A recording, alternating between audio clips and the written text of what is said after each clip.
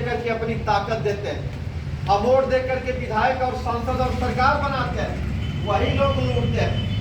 तो हमें अपने हिस्सेदारी की लड़ाई को लड़ना होगा और हिस्सेदारी की लड़ाई को मजबूती से लड़ना होगा और उस तरह से लड़ना होगा जिस तरह से माता और पिता की संपत्तियों में हमारा हिस्सा है, उसी प्रकार प्रदेश और देश की सरकार में हमारा हिस्सा है, ब्लॉक में हमारा हिस्सा है, तहसील में हमारा हिस्सा है, थाने में हमारा हिस्सा है, कलेक्ट्रेट में हमारा हिस्सा है, कोर्ट में हमारा हिस्सा है, मुंसब में हमारा हिस्सा है, मजिस्ट्रेट में हमारा हिस्सा है, चपरासी में हिस्सा है, दरोगा में हिस्सा है, अधिकारी में हिस्सा है, हर जगह हमारा हिस्सा उसी प्रकार है जिस प्रकार माता और पिता की संपत्तियों में।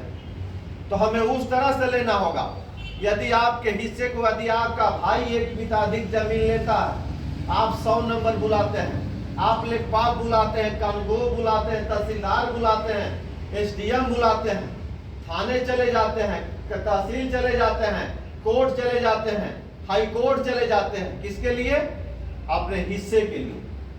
लेकिन आपके हिस्से की नौकरी लूटी जाती है, आपके बेटे के हिस्से की नौकरी लूटी जाती है, उसके लिए कोई चौहान कोर्ट नहीं जाता, उसके लिए कोई चौहान कचहरी नहीं जाता, उसके लिए कोई चौहान थाने नहीं जाता कि हमारे हिस्से की नौकरी कहाँ जा रही है, हमारे हिस्से का चपरासी कहाँ जा रहा है, हमारे हिस्से का विधायक कौन बन रहा है, हमारे हिस्से का प्रधान कौन बन रहा है, हमारे हिस्से का प्रमुख जिला पंचायत कौन बन रहा है। इसके लिए कभी कोई चौहान किसी कोर्ट में गया, कहीं थाने पे गया, कहीं तहसील मुंसब मजिस्ट्रेट के पास गया कि हमारे लोग यहाँ कम हैं? कैसे कम हो गए? हमारी जनसंख्या कम नहीं है लेकिन हमारी हिस्सेदारी कम है। कोई कोर्ट कचहरी नहीं गया। यह लड़ाई लोकतांत्रिक है और लोकतंत्र में लड़ाई यदि आपको लड़ना है तो संगठित होकर के ही लड़ पाएंगे। इसलिए कि हिस्सेदारी की लड़ाई गांव से शुरू होती है और लखनऊ और दिल्ली की पंचायत में जाकर के उसका बंटवारा होता है। लखनऊ और दिल्ली की पंचायत में वहां बंटवारा होता है हिस्से का, नौकरियों का, ठीका का, पट्टा का, सारे चीजों का बंटवारा लखनऊ से होता है जहाँ योगी आदित्यनाथ बैठे हैं। दिल्ली से होता है जहाँ मोदी जी बैठे हैं।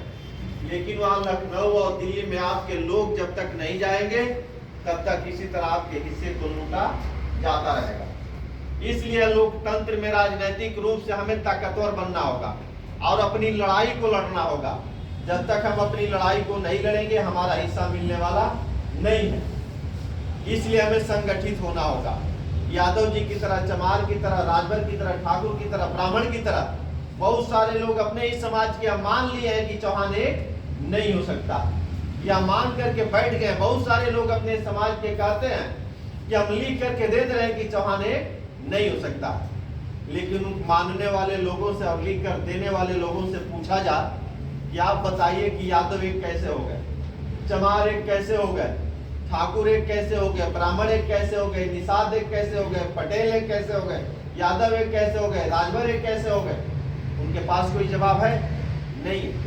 साथियों, हम एक हो सकते हैं, ऐसा नहीं है कि हम एक नहीं हो सकते हैं। एक हम तभी हो पाएंगे जब हम सारे लोग मिल करके सामूहिक रूप से प्रयास करेंगे, हम सारे लोग मेहनत करेंगे, हम सारे लोग इस पे काम करेंगे, तब जाकर के हमारा संगठन मजबूत होगा, हमारी लड़ाई मजबूत होगी और हमारे हिस्सेदारी और भागीदारी की लड़ाई मजबूत होगी। तो हमें एक होना होगा। एक बार नारा लगा दिया जाए, इसलिए कि बहुत सारे लोग सो रहे हैं, आप लोग जोर से बोलिएगा, पृथ्वीराज चौहान अमर रहे, पृथ्वीराज चौहान अमर रहे।